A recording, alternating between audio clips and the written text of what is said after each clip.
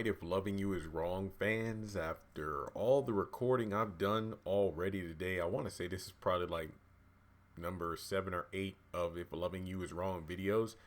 Let me just say that in terms of the foreseeable future, this is possibly my last video on the series unless some other news comes up or somebody brings up a good topic for me to do a video on.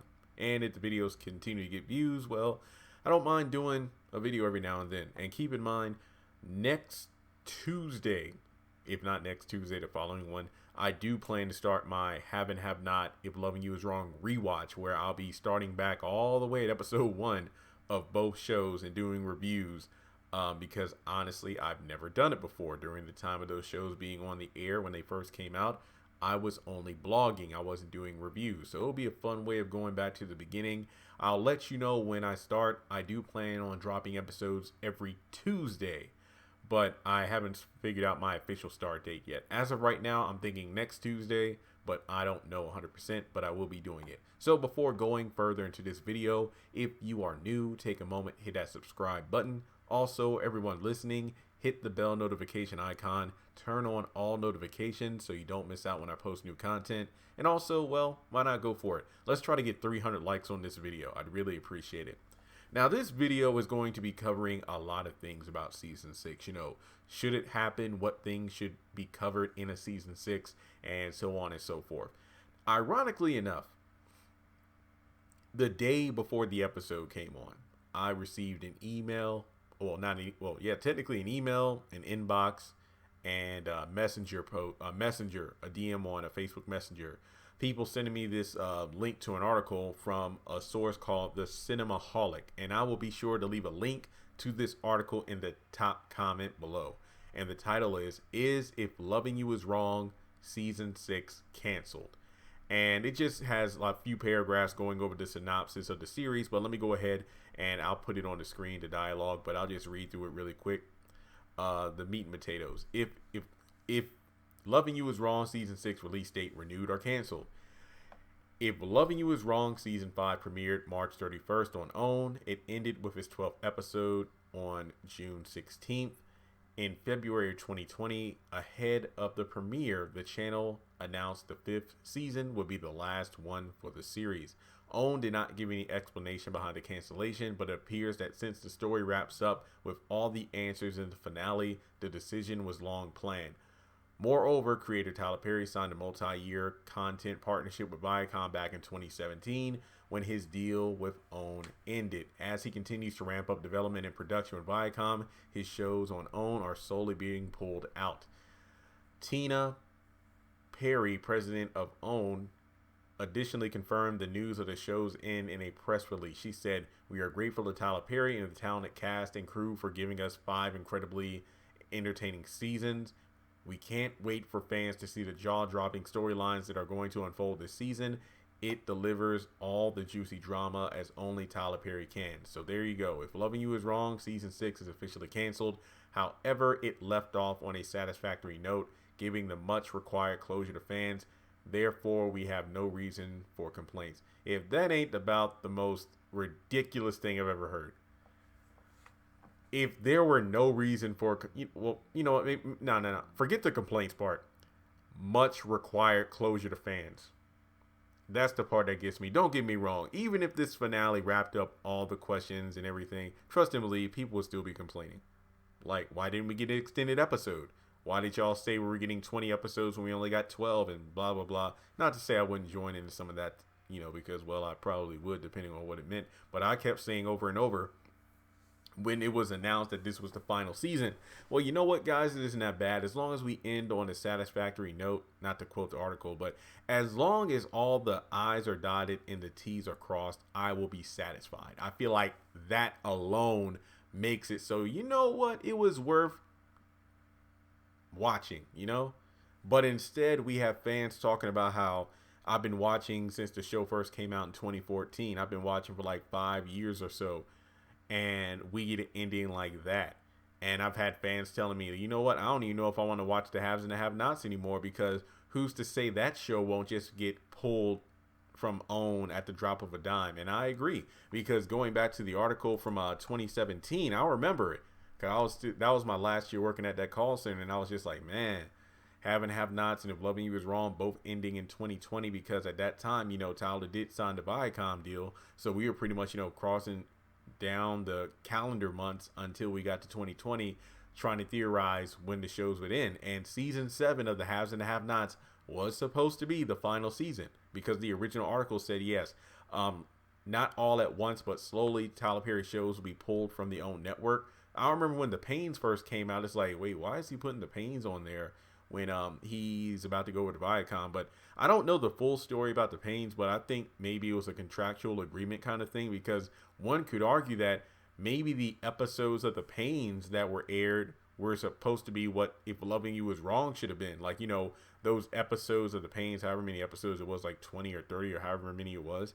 Maybe instead of getting that season 6 of If Loving You Was Wrong, we just got the Pains as a, I don't want to say half-hearted attempt, but you know how it is. Like when you're about to quit your job or it's the end of the semester, you pretty much don't. It's like you'll do the bare minimum just to fulfill your requirements as an employee or a student or whatever, and then you go about your merry way.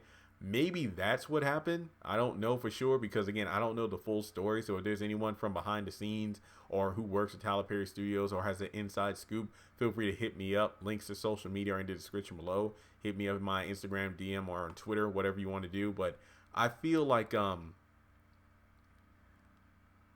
don't know where the blame should be shifted here, because I know a lot of people, since the episode aired, Tyler Perry should be ashamed. It was a slap in the face to the fans. Tyler Perry needs to hire more writers and this and that.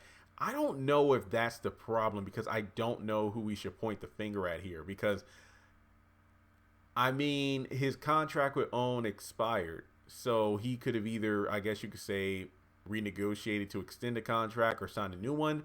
Or as he said in many interviews, hey, I'm going over to Viacom because there are way more platforms for me to make content for. And that actually goes hand in hand with his new studios, where he's just producing stuff even more than before. So it makes sense that he would go over to Viacom. Now, once again, I don't know if he was like, you know what, season 5, that's it.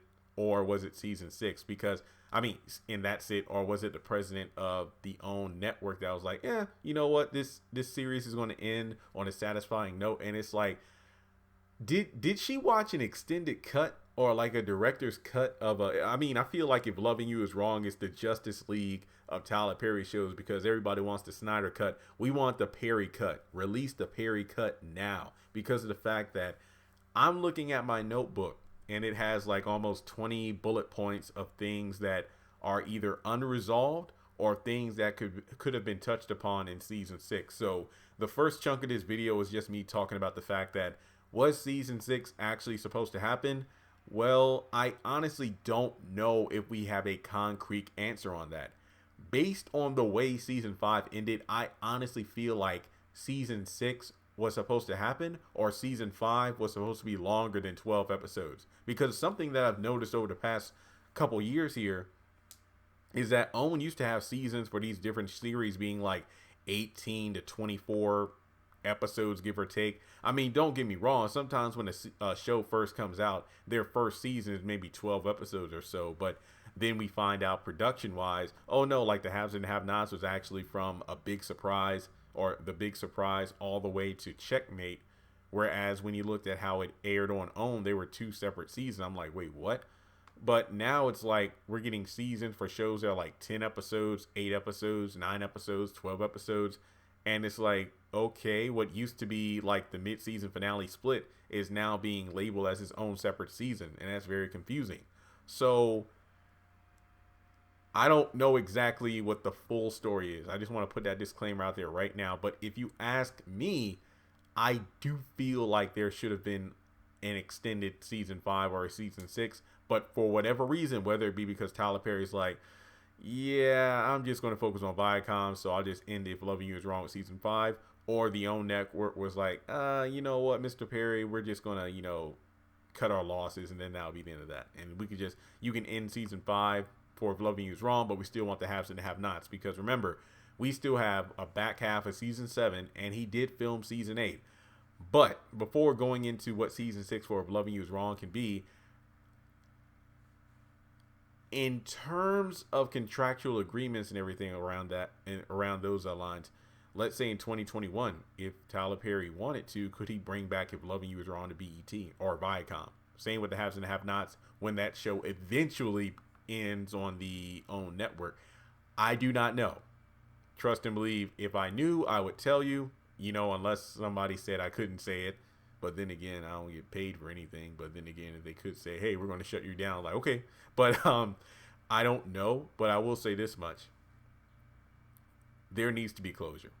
So what I'm proposing is go on Twitter, hashtag, I'll put it on the screen here, hashtag If Loving You Is Wrong Season 6, all spelled out. If Loving You Is Wrong Season 6. So moving into this video, because trust and believe, I've done various videos on what characters are dead, who didn't die, who could be resuscitated, should we get a spinoff, blah, blah, blah, blah, blah. I just wanted to go over various points that people made about why this series finale was not satisfying. And when I tell you the list of things that were unresolved and left unanswered is astounding, trust and believe, it is astounding. So what I did last week after the episode, I made an Instagram post about, hey, what unanswered questions would you like to see in season 6? I made a tweet asking the same question. I put a post in the YouTube community tab. I even put it on various Facebook groups that I have. And I went through and, I filtered through the comments and whatnot.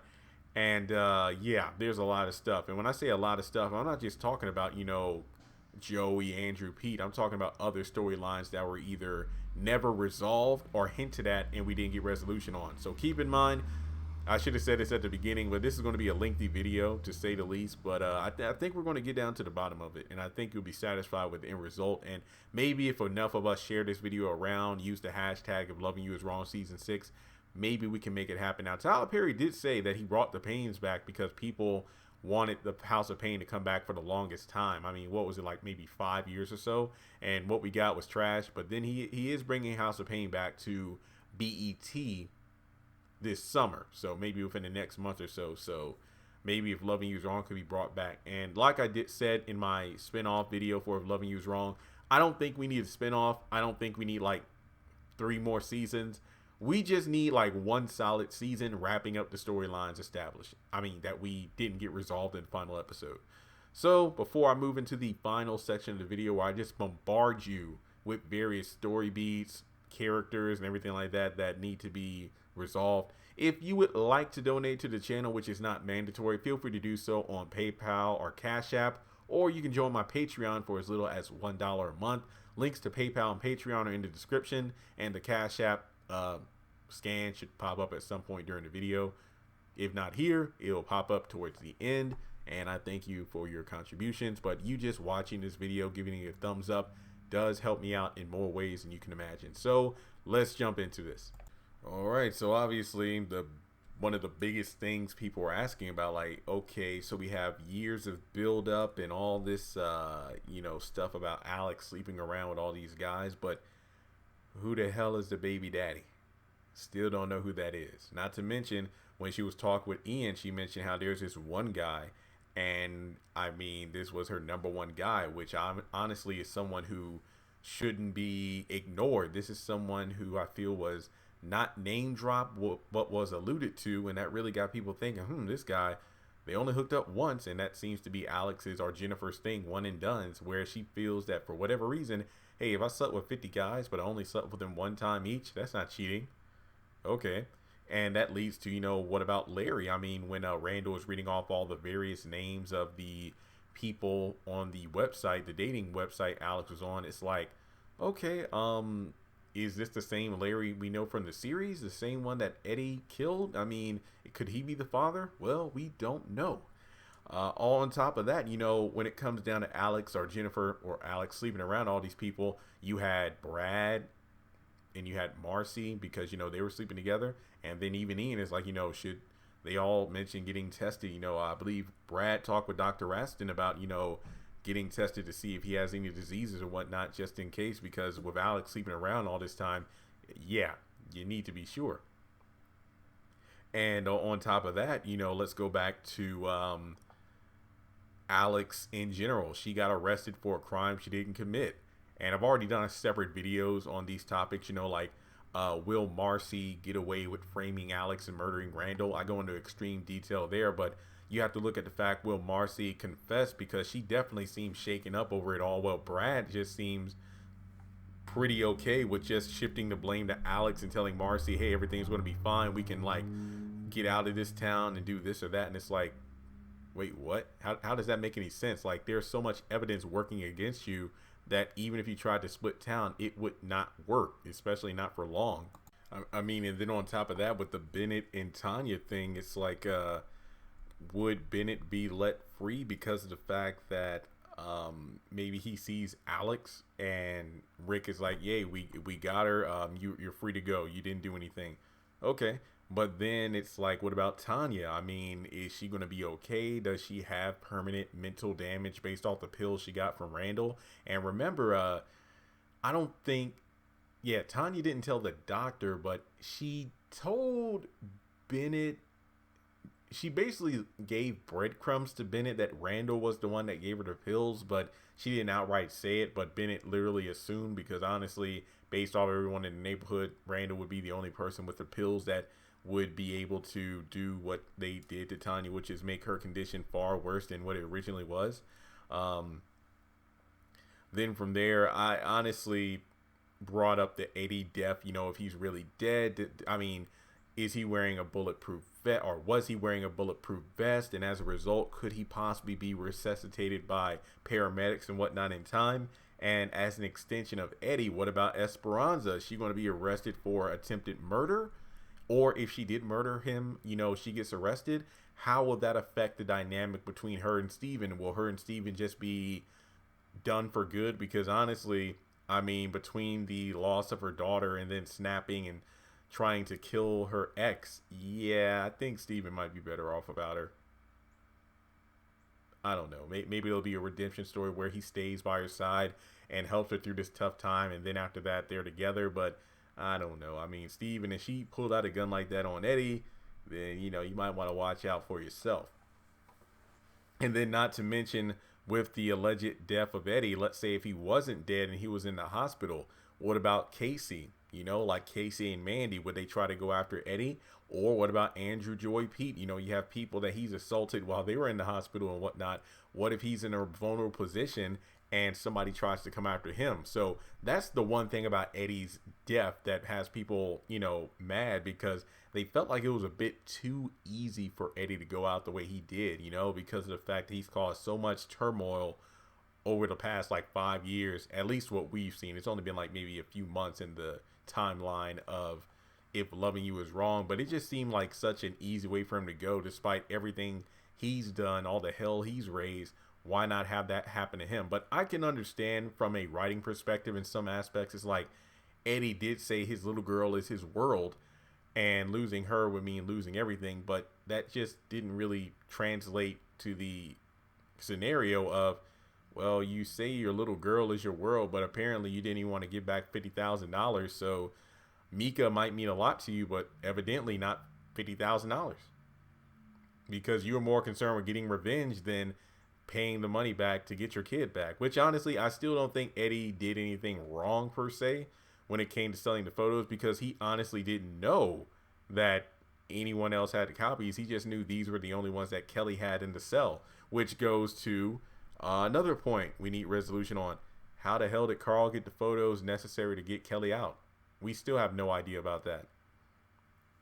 And then hopping over to the villain train, because people are like, well, if Eddie's out of the picture and Larry as well, who could be the antagonist for season 6? Easy, Mandy. She's not dead. She was knocked out by Eddie, but imagine her rage when she wakes up to find that her husband has been killed. And, if I think Eddie would still need to be alive in order for there to be some kind of main story for Mandy, because if Eddie's dead, then honestly the only person I could see her going at would be Ian, but I don't really see enough friction there for a Mandy going against Ian's storyline to really mean much in the grand scheme of things. I mean, you could make the argument of, if Larry's dead, because let's just assume he isn't resuscitated or something like that, because I mean, many examples of Tyler Perry where people are allegedly killed, but then they're not. I mean, I think the biggest thing for Mandy would be like, let's say we know Ian said he wanted to start his own firm after he got fired by Larry. So I'm thinking, man, it would be great. Like, let's say if Ian starts his own firm, and then Carl, he asks Carl to say, hey, would you like to work with me? So in a way, it's almost like Ian is in the Larry position, and then Carl is the new Ian, which would be a good dynamic. Or on the flip side, Larry's dead. What if Ian is offered the position to be the new face of the law firm? I could see Mandy being pissed off based on the fact that the last conversation was Larry saying, hey, Ian, he isn't with us. So I could definitely see a lot of jealousy and spite when it comes to Mandy. So I think that would be a great way of establishing rivalry between the two, and Mandy feeling like she's lost everything, which of course means that Ian would have to live despite being tased for give or take maybe 10 to 15 minutes with a pacemaker. But I think once again, it's Tyler Perry land. It could definitely happen if he wanted it to. And yeah, I mean, Mika's dead. Casey was supposed to go after Eddie, but if Eddie's actually dead, I mean, Mandy was all for like starting a movement and whatnot. So if Eddie's dead and, she doesn't really try to get rap on Ian, I could see her, what she say, let's start a hashtag, a movement, send a message to this town. I definitely could see Tyler Perry writing season 6 with the themes of what's been going on in today's world in regards to George Floyd and so many other examples, police brutality, Black Lives Matter. You had a white cop assaulting and killing a black lawyer. So I could definitely see Tyler Perry integrating real world events into the story, which would turn the neighborhood, the city upside down. And speaking of turning the city upside down, here's one thing I was extremely disappointed in that I was hoping that could be touched upon if there was, a season 6, or if season 5 was longer than 12 episodes. Kelly got out. Okay. We heard about Justice having to deal with a lot going to school every day. The kids, talking bad about his mom and everything. We know the church basically runs the town.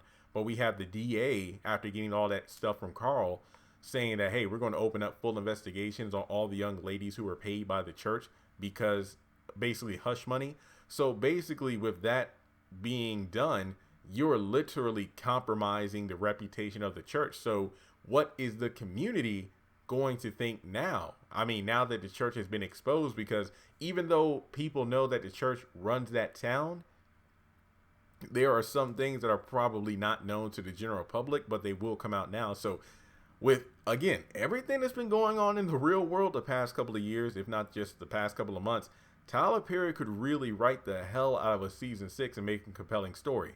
And just to pause here, one thing I wanted to point out that I brought up in other videos, I believe, or even just live streams and conversation, just because, let's say, some of the star characters that people only watch a series for, like Randall and Eddie, just because they're dead, that doesn't mean the story can't go on. There are just so many other ways things could happen because of the fact that even in depth, their presence could still be felt. For example, going back to Marcy, somebody in a live stream mentioned, hey, what if Jeremy, what if Marcy found herself being haunted by Randall? That would be stupendous. It would be sad to see Marcy have a psychological breakdown like that. But when you think about it, Randall was the twisted king of mind games. So even in death, to have him eating away or deteriorating Marcy's mental health, that would be incredible. You could bring back Elton E. Williams, the actor. He could still be in the show, but he just wouldn't be there. You know what I mean? That would be amazing, because people have been asking, like, man, I wish in the haves and have-nots, like, what if Veronica got haunted by all the people she's killed, like, Erica, Maggie Day, and then, what if the ghost of Amanda haunted her parents or whatever? There are so many ways that could be integrated into the story, and that would be, or even Quincy Jr. with Candace. We know that there were scenes, I think, last season of her and Charles in the bed, and she would be, tossing and turning, or Charles would make a mention of the fact that you weren't sleeping well. I had a dream about my son. What if we saw that dream? again, great ways to bring back the old actors, even if only for like a couple of scenes, because of the fact that it would add so much depth to the characters who we still have in the show. And speaking of Randall's death, what about his mother? Shouldn't she come back for the funeral? What are her excuse me? Would her reaction be? I mean, to me, she might be able to sniff out that Marcy's lying and Marcy had something to do with it. I could definitely see that being a factor in it. And speaking of, a woman's relationship there, the connection between Randall's mother and Marcy. What about the Natalie and Kelly beef? Too bad we never got resolution on that. We're just meant to believe that Natalie's always going to have that chip on her shoulder, and her and Kelly will never, I guess you could say, patch things up. But then you also have Justice and Terrell. I really wanted to see the growth of their dynamic. Will Justice accept, Terrell as his father? Yes, biologically that is the father. I mean, accept as in, okay, my mom just got out of jail, then I found out you went to jail, then you just got out, now you're my father, and now you're living here too? What the heck? Yeah, that's a lot to take in. And not to mention the whole back to school thing. You go to school, your mom got out, and then what's the dynamic then? You still killed Travis, but once again, what if the DA does her investigations, and then over time, Travis and his family exposed for cover-ups and messing around with people? Maybe that would change things at school for Justice. Again, I wish we could find that out. And speaking of Kelly, there are so many things we don't know in regards to, well, is she going to stay, her and Terrell maybe work things out? Or, I mean, Terrell seemed jealous about Rick, and Rick obviously seemed to have a thing for Kelly, but she kind of made it clear that, hey, we're just friends, but thanks for the help. But then again, Terrell, you had a woman in her bed.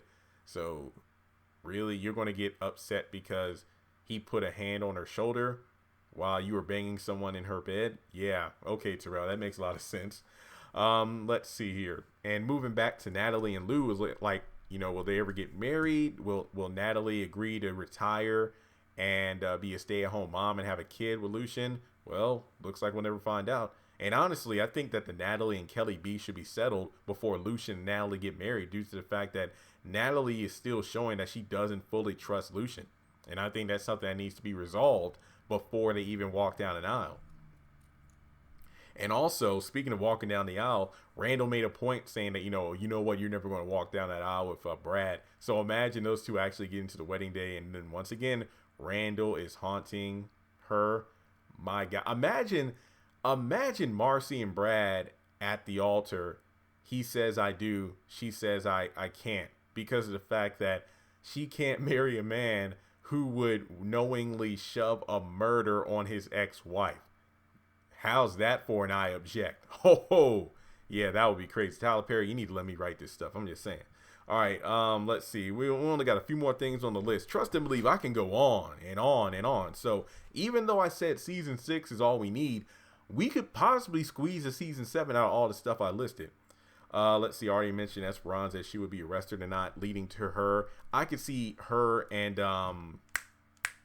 Alex being in cells next to each other, which could lead to Alex's development. While she's in jail, she can sober up and realize how wrong of a path she's chosen and really what's important in life, not walking away from her family. Sure, her and Brad are, done, but her kids, she needs to be there for them. So that will be an awakening for her.